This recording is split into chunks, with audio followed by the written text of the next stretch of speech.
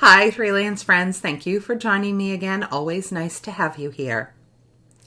Today's episode is going to discuss a topic related to questions that I often get, and it's if a freelancer really needs a formal portfolio. In this video, I'm going to give you my honest take. Now, if you are a freelancer in my particular field, which is instructional design and training, if you go on to an online Facebook group or LinkedIn, you'll see that many of the frequently followed people in the field have one message, and it's that you need a formal portfolio to be successful as a freelancer in this area. And not just any portfolio. There has been a rise in the expectation that you will have a beautifully branded portfolio. Maybe you create a WordPress site, or you create a compilation of storyline and Rise demos.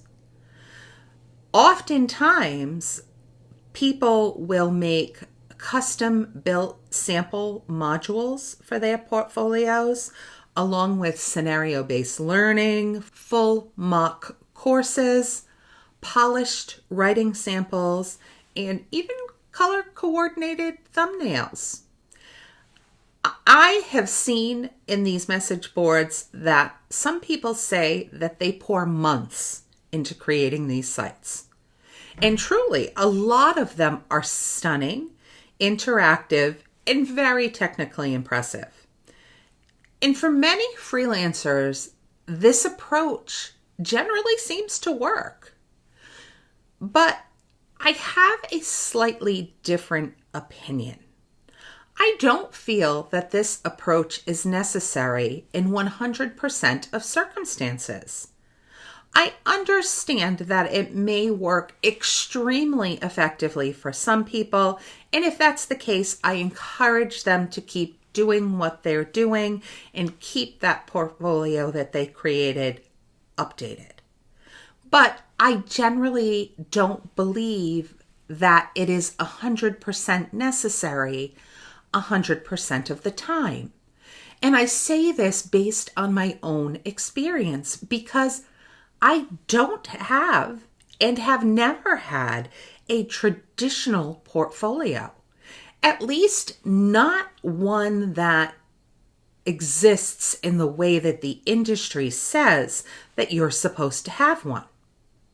Now, do I have something to show prospective clients that functions as a portfolio? Of course I do. I have a short video that I host privately on YouTube that showcases projects that I've worked on in the past. Basically, it's a screen recording going through some of the various things that I've done.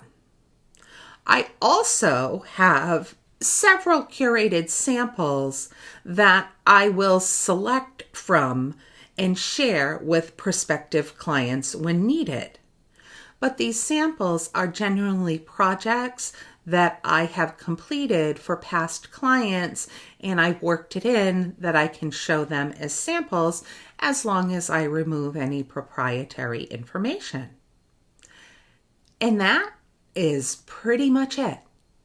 Yet, despite the fact that I don't have a custom designed portfolio, I still have had consistent, steady work as both a trainer and an instructional designer.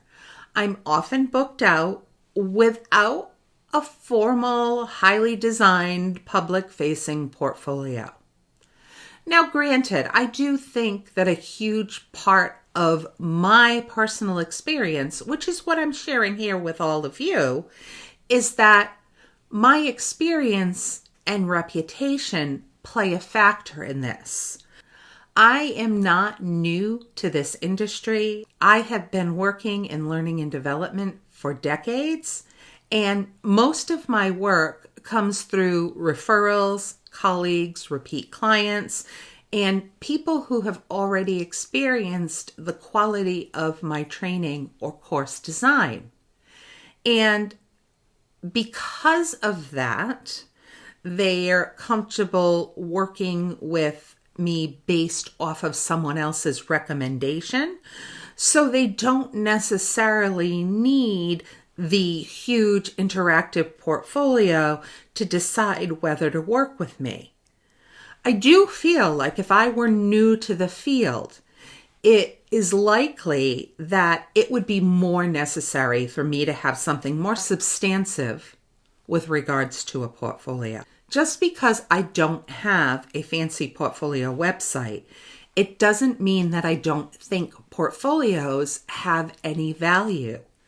They certainly do for certain people and certain situations. Basically, I don't personally believe that the only path to a successful freelance business is a hyper-polished website with custom-built demo courses.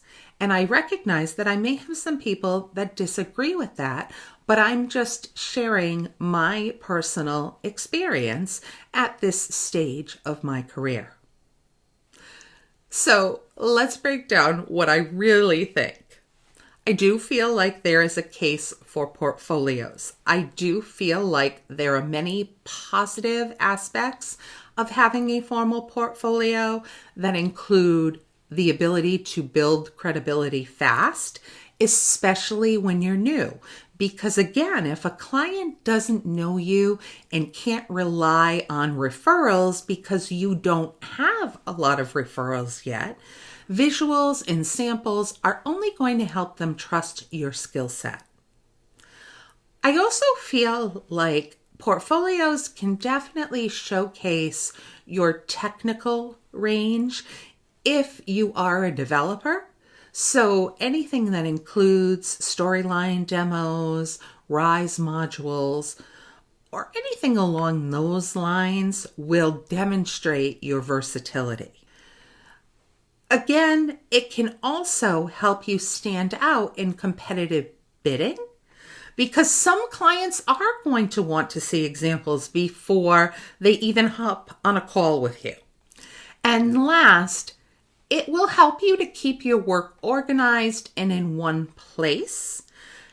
A portfolio will make it easy for you to send a link, post on your social media, or use in your proposals. On the other hand, I do feel like there are legitimate cons of portfolios. First and foremost is they take a lot of time to build. Branding, writing, designing demos, recording videos, it can turn into a part-time job. Now, if again, you're new and you're doing this to get work and you have that time available, then great. Maybe it's the best decision for you to go down the portfolio route. But if people are actually going to give you paying gigs, then this is just a consideration that you may want to reflect on. Another con is that many designers build elaborate samples that don't reflect real client work.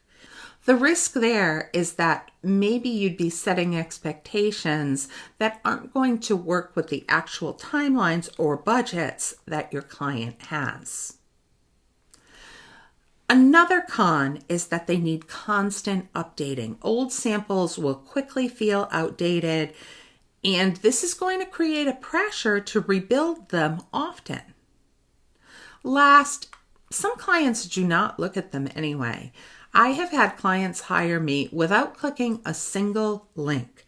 And again, that is because a referral carried much more weight than a portfolio that I made. So I will make a case for a less formal, leaner portfolio because it's faster and easier. A short video reel or a few curated samples can be compiled very quickly. Additionally, the approach that I took highlights my actual work rather than hypothetical demos. And I found that clients do often appreciate the real world samples more than the polished mock-ups. Additionally, I can tailor all of my samples to each client. I have a repository of projects that I am able to share with other clients, and I do personally select the ones that I send. I don't send them examples that I don't feel are going to be especially relevant to them. I try to pick the ones that are the most relevant so that instead of showing everything, I'm just sending what's relevant to that client. Additionally, this method that I have followed does let your reputation speak for yourself. If your business also generally largely runs on referrals, you may not need the fancy portfolio that we mentioned earlier. Of course, there are cons with using this less formal portfolio method. It's not as impressive at first glance. Clients will not be wowed by the technical or aesthetic look of a traditional portfolio. It may make it harder for you to break into new markets. If you're looking to expand beyond referrals, you may need more public proof of the quality that you can provide. And you'll also lose out on passive visibility because a portfolio that is publicly available online can organically bring in leads on its own through, search engine optimization and sharing. Also, you may need to repeat explanations to clients because you will not be able to reference the portfolio, and clients may ask for just one more example in that case. So, do you need a formal portfolio? My answer is maybe, but not necessarily. It depends heavily on your current reputation, where your clients come from, your niche. I'm speaking to instructional design and training in this video, but if you have a different niche, then it may be a game changer. Your long-term goals and how comfortable you are showing your work publicly. Obviously, some people have no hesitations about putting their work up on a publicly available website, and some people feel better about making those examples available when potential clients ask. For me, what I have works and has been working well for me. As I mentioned, I share a simple private YouTube video showcasing my projects, and I have several samples that I can provide to clients on request. And I still get consistent work. But I also understand that if I ever want to scale into new markets or reach different audiences, a more formal portfolio may become strategically valuable at that time. And that's really the balance. A formal portfolio gives you broader reach. A leaner portfolio gives you speed and flexibility. And your reputation fills in the gaps when you do have that leaner portfolio. Both approaches are valid. Both approaches can work. The trick is choosing the one that supports your business and the way that you actually want to build, not the one that you're pressured into building just because everyone else is doing it. Once again, if you found this content valuable, please like and subscribe.